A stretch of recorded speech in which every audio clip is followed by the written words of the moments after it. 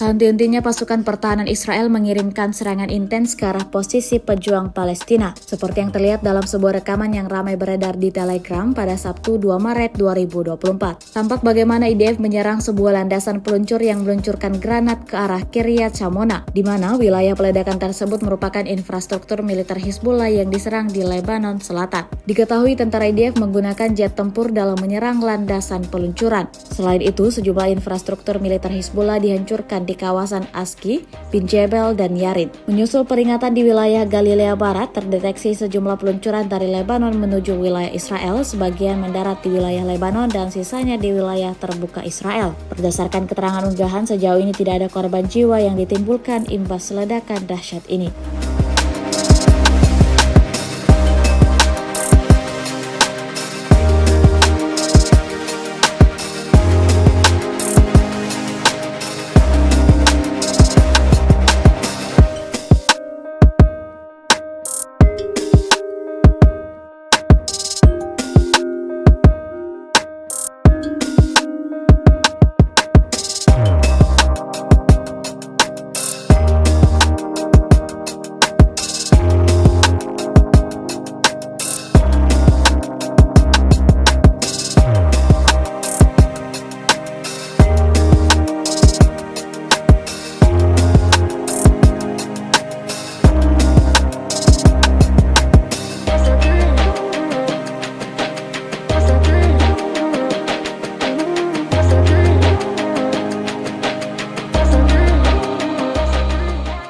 Download Tribun X sekarang, menghadirkan lokal menjadi Indonesia.